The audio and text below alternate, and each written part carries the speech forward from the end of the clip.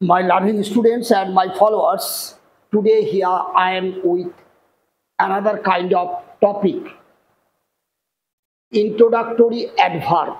Okay, introductory adverb. In my early class, I already showed you introductory pronoun it, how with the help of it different kind of sentences can be made, can be expressed. I have already showed there, isn't it?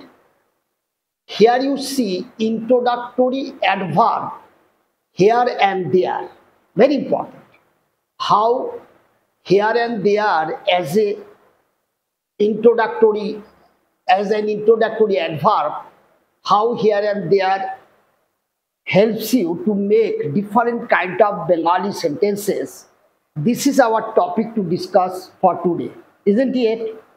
Now you see, আকাশে মেঘ নেই, এই গ্রামে একটা বিদ্যালয় আছে, এই নদীতে জল নেই. This is different kind of Bengali sentence pattern. When you made them in English, then you have to face some problem how you can set there in your English writing. At the same time, if you like to speak in this pattern of sentences, then you can easily convert from Bengali to English. These two important things as an introductory adverb helps you greatly, isn't it? So you have to learn today. Before starting doing all this thing, I like to give you some idea. তোমরা দেখো আমি কি বলতে চাচ্ছি। দেখো আমরা বাংলায়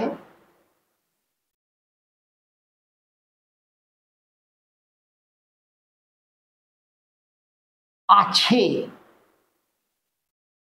বা ছিল,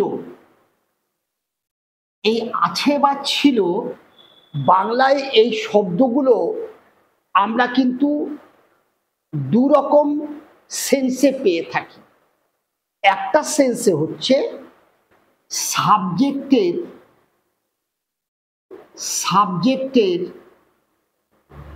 নিজের কিছু আছে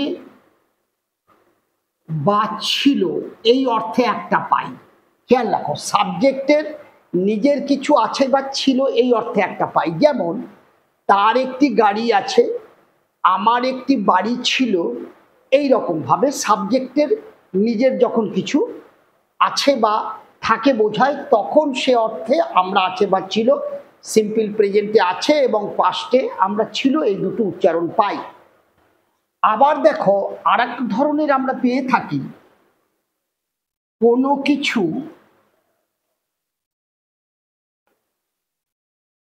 আচ্ছা, সেক্ষেত্রে আমরা কি করি, সেক্ষেত্রে আছেতে আমরা হ্যাজ বসাই অথবা হ্যাভ বসাই। ক্লিয়ার? আর তোমার ছিলর ক্ষেত্রে আমরা কি করি, হ্যাড বসাই, অর্থাৎ হ্যাজ হ্যাভের পাস্ট ফর্ম হ্যাড। এই ভার্বগুলো দিয়ে আমরা কখন আছে বা ছিল বুঝাই, যখন সাবজেক্টের নিজের কিছু থাকে। ঠিক আছে? যেমন I have a car, he had a new house, ঠিক আছে, he has new mobile phone. এই রকম ভাবে আমরা আছে বা ছিলটাকে এক্সপ্রেস করি হ্যাজ হ্যাভ এবং তাদের পাস্ট ফর্ম হ্যাড দিয়ে। কখন? যখন সাবজেক্টের নিজের কিছু থাকে। ক্লিয়ার? এবার আর একটা জিনিস দেখো, সেটা হচ্ছে যখন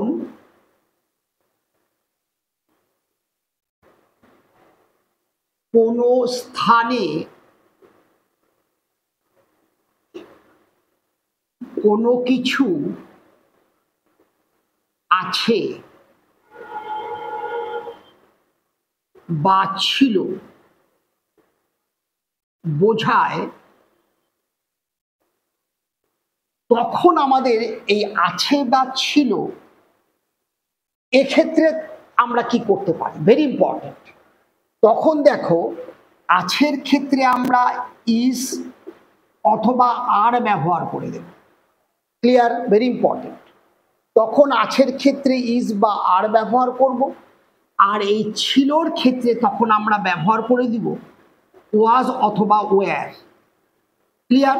তাহলে ইজ আর আর এর পাস্ট ফর্ম ওয়াজ এবং ওয়্যার, তাহলে ইজ এর পাস্ট ফর্ম ওয়াজ, আর এর পাস্ট ফর্ম ওয়্যার।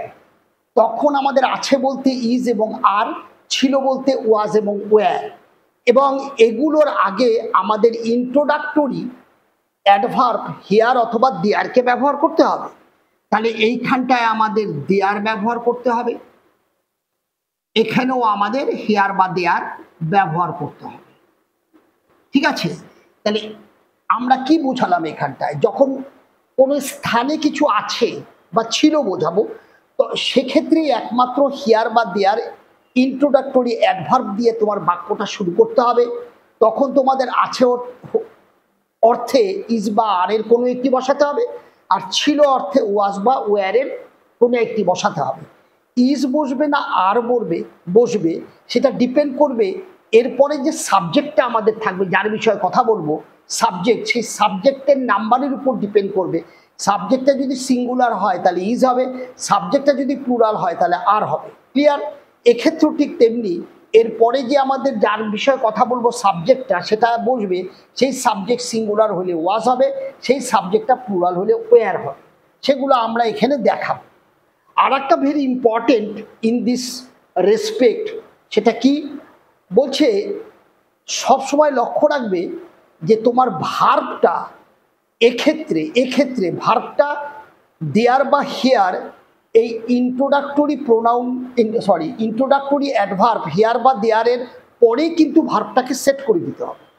আর যদি এদিক দিয়ে আসো তাহলে বলবো সাবজেক্টের আগেই ভার্বগুলোকে সেট করে দিতে হবে, সাবজেক্টের আগে ভার্বগুলোকে সেট করতে হবে। Very important. ক্লিয়ার ব্যাপারটা?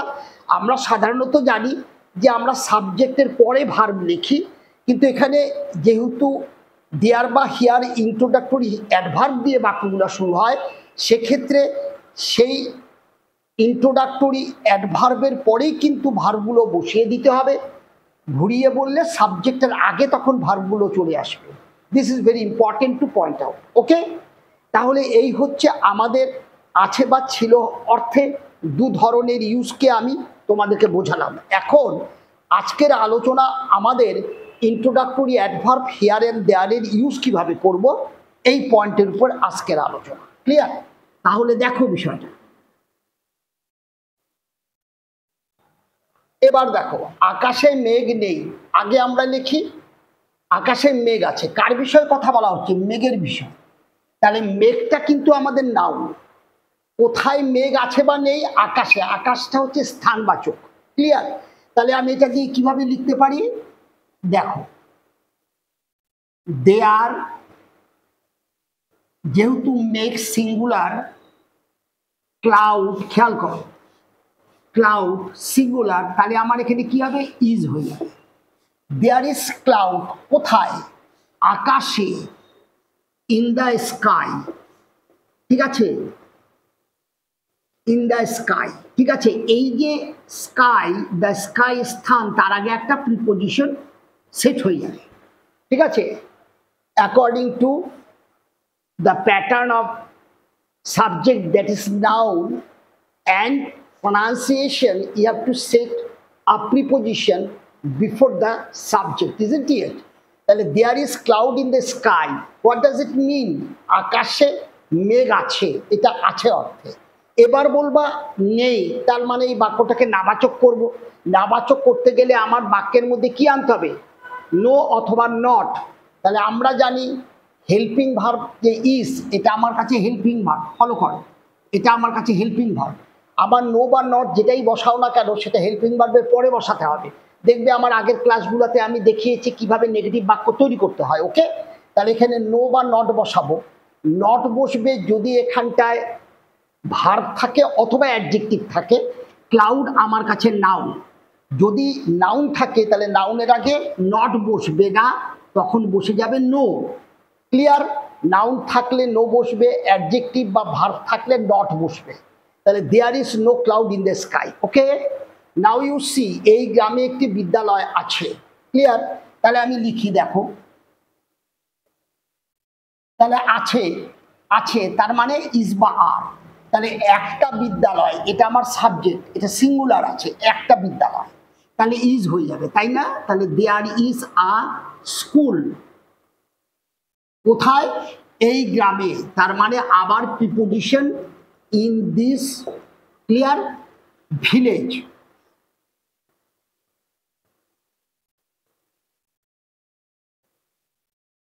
ইন দিস ভিলেজ, এই নদীতে জল নেই, আগে লিখে এই নদীতে জল আছে। তাহলে জলটা আমার কাছে নাউন, দ্যাট ইজ জল সম্বন্ধে কথা হচ্ছে, এটা সাবজেক্ট। ক্লিয়ার? আর এই নদীতে স্থানবাচক। ক্লিয়ার? তাহলে দেখো, এটা হেয়ার বা দেয়ার, যেটা ইচ্ছা দিয়ে করো, হেয়ারও করতে পারো, করলাম হেয়ার। তাহলে হেয়ার ইজ, ক্লিয়ার, এবার আমি সাবজেক্ট বসালাম ওয়াটার, এটা আমার কাছে নাউন। ক্লিয়ার? এটা আমার কাছে নাউন, তাহলে এখানে নো হয়ে যাবে। তাহলে হিয়ার ইজ নো ওয়াটার, কোথায়? এই নদীতে। তাহলে আবার preposition in this river. Clear? তাহলে here is no water in this river, এই নদীতে জল নেই। ক্লিয়ার ব্যাপারটা?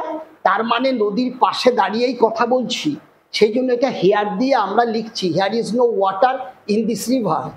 এখানে কি কোনো ভালো মানুষ নেই? এখানে দুটো এক্সট্রা জিনিস আছে, একটা প্রশ্নবোধক কি আর একটা নাবাচক নেই। আগে আসো, এখানে কোনো, এখানে ভালো মানুষ আছে। ক্লিয়ার? তাহলে আমরা কি লিখি, দেখো, দেয়ার, আচ্ছা, কোনো ভালো মানুষ মানে সিঙ্গুলার, ঠিক আছে? তাহলে there is no good man. তাহলে there is no good man, এখানে বলছে এখানে কি কোনো ভালো মানুষ নেই, তাহলে এখানে এটা স্থানবাচক, কোনো ভালো মানুষ এটা সাবজেক্ট, দ্যাট ইজ নাউন। ঠিক আছে? তাহলে there is no good man, স্থানটাকে এবার বসায় দাও হেয়ার, হেয়ার মানে এখানে। তাহলে কি লিখলাম? There is no good man here. Clear ব্যাপারটা? তাহলে এবার চলো, এটাকে প্রশ্নবোধক করতে বলছে, এখানে কি কোনো ভালো মানুষ নেই? তাহলে আমরা জানি প্রশ্নবোধক করতে গেলে হেল্পিং ভার্বটাকে আগে এনে দিতে হবে। তাহলে এবার কি হয়ে গেল বাক্যটা? Is there no good man here, তখন এটাকে ইন্টারোগেটিভ করে দেবে। ঠিক আছে? তোমাদেরকে আমি অলরেডি আমার আগের ক্লাসে শিখিয়েছি কিভাবে নেগেটিভ বাক্য করতে হয়, কিভাবে তার ইন্টারোগেটিভ বাক্য করতে হয়, অর্থাৎ কিভাবে তাকে প্রশ্নবোধক বাক্যে রূপান্তর করবে। জাস্ট হেল্পিং ভার্বটাকে বাইরে এনে দিয়ে দাও, তাহলে সেটা প্রশ্নবোধক বাক্যের রূপ নিয়ে নেবে। তাহলে is there no good man here, এখানে কি কোনো ভালো মানুষ নেই? নেক্সট দেখো, এই গ্রামে একটি ধনী লোক বাস করতেন, তার মানে এটা পাস্ট টেন্সে আছে। ঠিক আছে ব্যাপারটা? তাহলে দেখো, এক ধনী লোক, এটা আমার সাবজেক্ট, এনার বিষয়ে কথা হচ্ছে, এবং নাউন। ক্লিয়ার? তাহলে এই গ্রামে হচ্ছে স্থানবাচক, এই যেটা স্থানবাচক সেটা বাক্যের শেষে গিয়ে বসবে। তাহলে এবার আমি কি করব? দেয়ার দিয়ে শুরু করলাম, দেয়ার। ক্লিয়ার? এইবার আমি কি বলছি? বাস করা ক্রিয়াপদ, ক্রিয়াপদটা ভার্বটা সবসময় দেয়ারের পরেই বসাতে বলছি। তাহলে আমার এটা পাস্ট টেন্সে আছে, লিভড, দেয়ার লিভড। এই যে বাস করতেন পাস্ট টেন্সে আছে, দেয়ার লিভড। কে? এক ধনী লোক, আ রিচ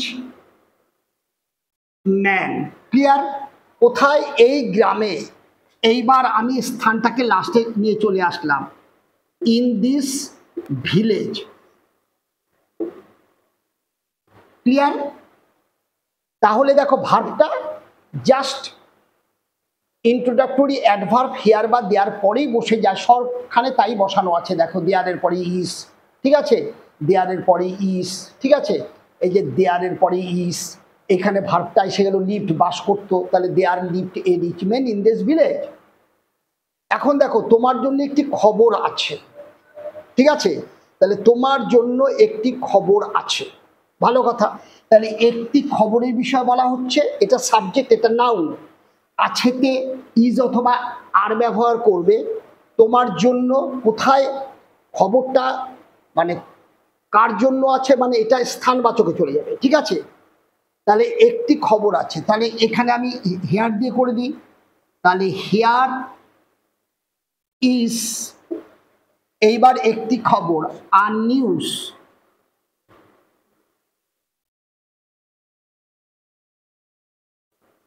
ঠিক আছে। তাহলে কি লিখলাম, হিয়ার ইজ এ নিউজ, তোমার জন্য, ফর ইউ, ক্লিয়ার। তাহলে here is a news for you, clear. তাহলে এবার চলো, পশ্চিমবঙ্গে চাকরির অনেক সুযোগ তৈরি হবে, তৈরি হবে, দেখো বিষয়টা। তার মানে এটা সিম্পল ফিউচারের প্যাসিভে আছে। আমরা সিম্পল ফিউচার টেন্সে কি বলছি, মূল যে ভার্ব, সেই ভার্বের সাথে হবে বা যাবে, মূল ভার্বের সাথে যদি, যেমন মনে যেন শোনা যাবে, দেখা যাবে, ঠিক আছে, নেওয়া হবে, এই সব সেন্সে মূল ভার্বের সাথে হবে বা যাবে থাকলে আমরা সিম্পল ফিউচারের প্যাসিভ ফর্ম ইউজ করবে। টেন্সের বাংলার শব্দের কোন উচ্চারণে আমরা কোন টেন্স, অ্যাক্টিভ না প্যাসিভ, তাদের গঠন কি, এগুলো দেখবে আমার আগের ক্লাসগুলো যেখানে টেন্স নিয়ে আলোচনা করা আছে সেখানে সব এই আলোচনাগুলো করা আছে। Again I am telling to remind you, isn't it. তাহলে পশ্চিমবঙ্গে চাকরির অনেক সুযোগ তৈরি হবে, ক্লিয়ার। তাহলে কার বিষয়ে বলা হচ্ছে, চাকরির অনেক সুযোগ, এর বিষয়ে বলা হচ্ছে। স্থানবাচক কোথায়, পশ্চিমবঙ্গে, ক্লিয়ার। তাহলে আমরা কিভাবে শুরু করব, তাহলে আমরা শুরু করলাম, দেখো দেয়ার, ক্লিয়ার। এবার কি বলছি, দেয়ারের পরেই এই যে অনেক সুযোগ তৈরি হবে, আমাদের যে ভার্বটা লিখতে হবে দেয়ারের পরেই ভার্বটা বসিয়ে দাও, ঠিক আছে। তাহলে এখানে ভার্বটা কি হবে, শ্যাল অথবা উইল, তারপরে বি ভার্ব, তারপরে ভার্বের পাস্ট পার্টিসিপল ফর্ম প্যাসিভে। তাহলে চাকরির অনেক সুযোগ, তাহলে অনেক সুযোগ, ঠিক আছে, ভার্বটা বসাচ্ছি, উইল বি ক্রিয়েটেড। তাহলে উইল বি ভার্ব ভি3, তাহলে সিম্পল ফিউচারের প্যাসিভ হয়ে গেল। দেয়ার উইল বি ক্রিয়েটেড, কি created, huge opportunity, huge opportunity,